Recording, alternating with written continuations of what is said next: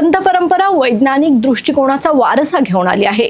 महाराष्ट्राच्या मातीला आजही ज्ञानेश्वर, तुकाराम महाराज, संत एकनाथ, तुकडोजी महाराज, संत गाडगेबाबा यांच्या विचारांचा वास आहे। छत्रपती शिवाजी महाराज आणि शाहू महाराज यांनी फक्त महाराष्ट्रालाच नाही तर संपूर्ण देशाला पुरोगामी विचार देऊन अंधश्रद्धा मुक्त समाज घडवण्याचा प्रयत्न केला।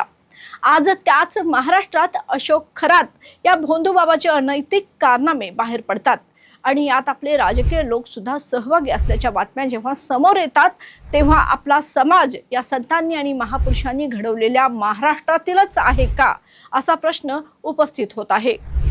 नमस्कार, मी सुनंदा नाईक आणि आपण पाहताय प्रसार माध्यम।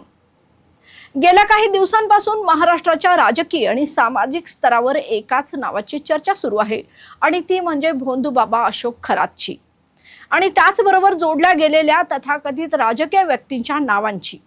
नाशिकमधील भोंदूबाबा अशोक खरात प्रकरणात राजकीय नेत्यांचे संबंध उघडकीस आले, ज्यात मंत्र्यांना सल्ले देण्याचे आरोप आहेत।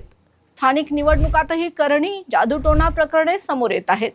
याचबरोबर महिलांचे शारीरिक आणि आर्थिक शोषण सुद्धा मोठ्या प्रमाणात होत असल्याच्या बातम्या माध्यमांमधून फिरू लागलेत।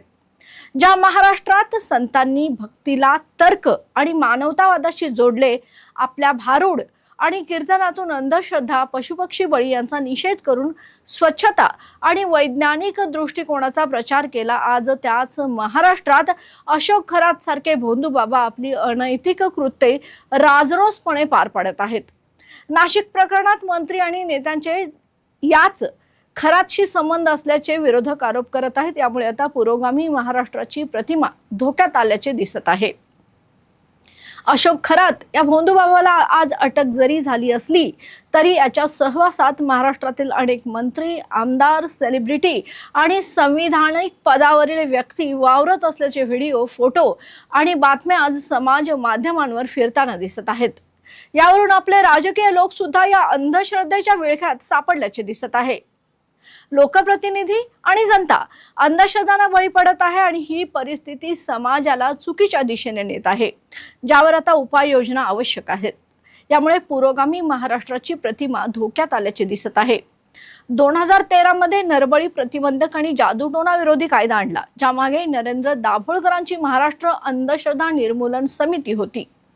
ज्या सभागृहात हा कायदा पास करण्यात आला त्याच सभागृहातील लोकप्रतिनिधींची नावे या भोंदूबाबा असणाऱ्या अशोक खरात सोबत जोडली जात आहेत आणि ही बाब आपल्या पुरोगामी विचारांच्या महाराष्ट्राला न शोभणारी आहे। लवकरच नाशिकमध्ये कुंभमेळाव्याचे भव्य दिव्य असे आयोजन करण्यात येणार आहे। यासाठी जगभरातून साधू, संत आणि भाविक मोठ्या संख्येने येतील। या पार्श्वभूमीवर नाशिक जिल्ह्यात उघडकीस आलेल्या या अशोक खरातच्या कारनाम्यांचा काय परिणाम होणार याकडे आता पाहणे महत्त्वाचे ठरणार आहे। पण अंमलबजावणी कमकुवत आहे। दाभोळकरांच्या हत्येनंतर कायदा वटहुकमाने लागू झाला। उपाय आणि भविष्यदृष्टी, शिक्षण आणि प्रबोधन वाढवून कायद्याची कडक अंमलबजावणी करावी। संत परंपरा पुन्हा जागवून जनतेला वैज्ञानिक विचाराशी जोडावी।